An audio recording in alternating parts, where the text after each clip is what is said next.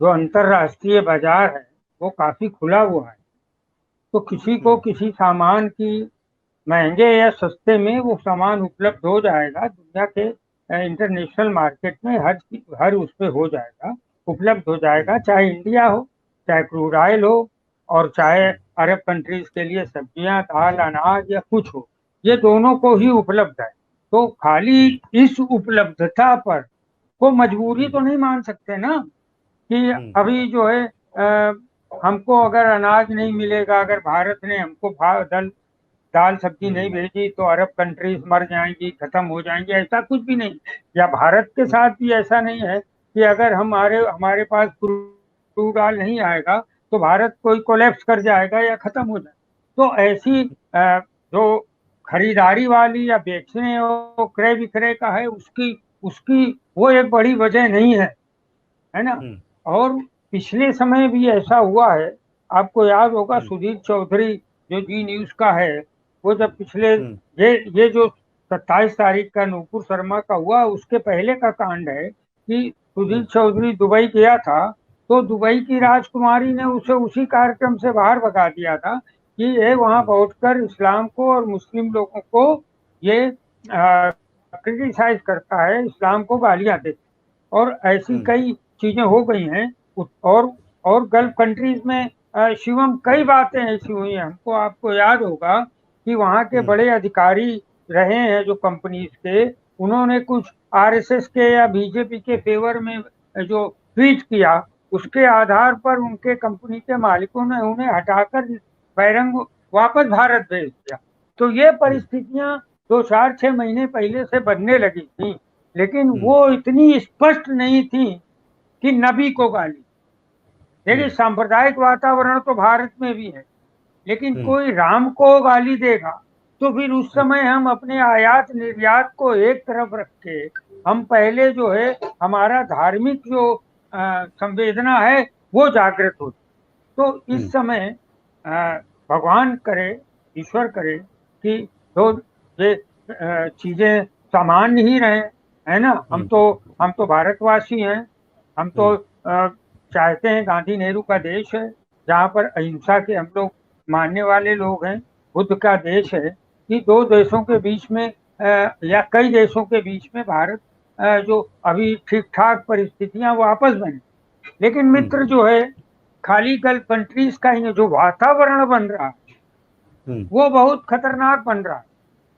उसको यूं नहीं हम सोच सकते हैं कि भाई हमारे पास क्रूड ऑयल आएगा तो ऑर्गेनाइजेशन ऑफ इस्लामिक कंट्रीज के 57 देश को हम ऐसे ही किनारे कर दें। ऐसा नहीं, it's not a easy one cup of T, ऐसा नहीं है। और ऐसा भी नहीं है, अभी देखिए अमेरिका में जाकर वहां पर भारतीय दूतावास के सामने प्रदर्शन किया ना। नेपाल में जो हिंदू राष्ट्र है वहां पर भी भारतीय दूतावास के सामने जाकर प्रदर्शन हुए, ये कि आपने नबी के खिलाफ जो है जो जो कुछ किया। तो ये, और फ्रांस के, मैं शिवम आपको बता दूं, ये थोड़ा स्पेशल है कि फ्रांस के एक हैं स्टीव हांग, जो वहां पर मनमोहन सिंह या रघुराम राजन की तरीके से एक अर्थशास्त्री है फ्रांस।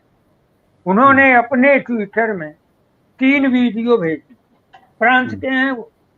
उन्होंने पहला देखा है सड़क पर, ये तो नबी की बात तो हो गई, उसके बाद जो पथराव या कुछ हुए उसकी प्रतिक्रिया में, उसके बाद सड़क पर जो मारा गया है अल्पसंख्यकों को, उसका उन्होंने वीडियो ट्वीट किया।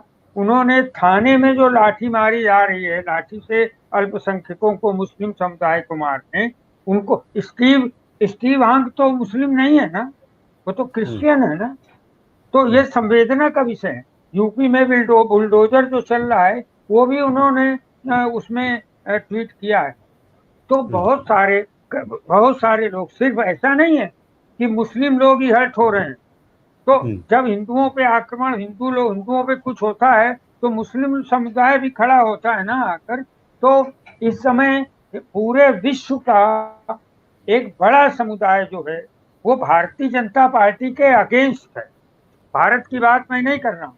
और उसकी उसकी जो, अगर भारत के खिलाफ ध्वनि तो हो रहा है, साउंड हो रहा है कि ये भारत के खिलाफ बात है, तो वो है एक्चुअली भारतीय जनता पार्टी की ही खिलाफत की बात है, तो मेरा ये कहने का मतलब है, देखिए थोड़ा मैं अपनी पर्सनल बात बताऊं कि मैं 35 साल मुंबई में हो गए।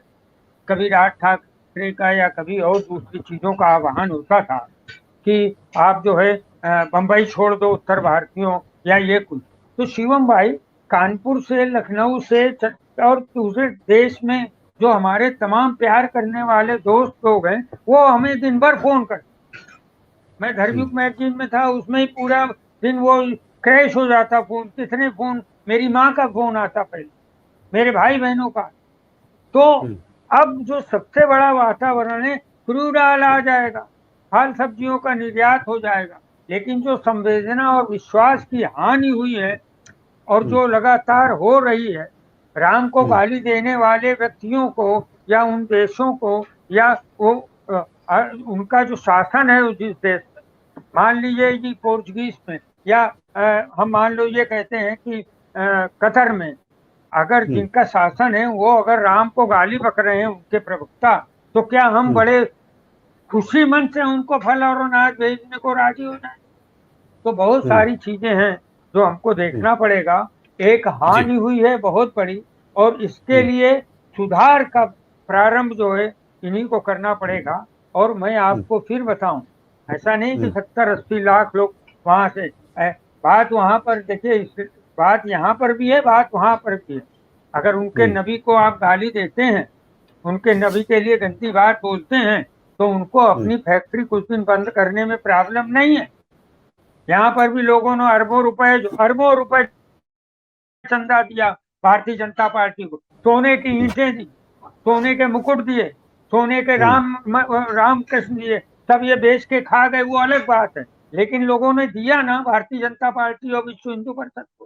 तो जो धार्मिक संवेदना है वो किसी क्रय विक्रय से थोड़ा सा ऊपर रहती है। मार्केट सुधर जाएगा, मार्केट सुधरते ही है। मार्केट कौन से, हमारे हमारे कितने युद्ध हुए पाकिस्तान से, उसके बाद भी अटल बिहारी वाजपेयी बस लेकर गए कि नहीं गए? वहां गए ना। उसके इतने युद्ध हो चुके पाकिस्तान से, हमारे कितने विवाद हैं, फिर भी हमारे माननीय जो है प्रधानमंत्री जी वहां पर जाके बिरयानी खाने गए कि नहीं गए? तो संबंध बनते बिगड़ते रहते हैं। लेकिन ये जो स्थिति है, ये भारत को थोड़ा भारतीय जनता पार्टी, भारत को पीछे नहीं होना पड़ रहा है, लेकिन भारतीय जनता पार्टी ने जो के प्रवक्ताओं ने या उनके लोगों ने अभी क्या कर रहे हैं भाई, ये योगी जी क्या कर रहे हैं, लाठियां चला रहे हैं। और आप हमसे जुड़े रहने के लिए सब्सक्राइब करें YouTube पर, फॉलो करें ट्विटर पर और लाइक करें Facebook पर। और ज्यादा जानकारी के लिए आपको टाइप करना होगा सिर्फ न्यूज नशा।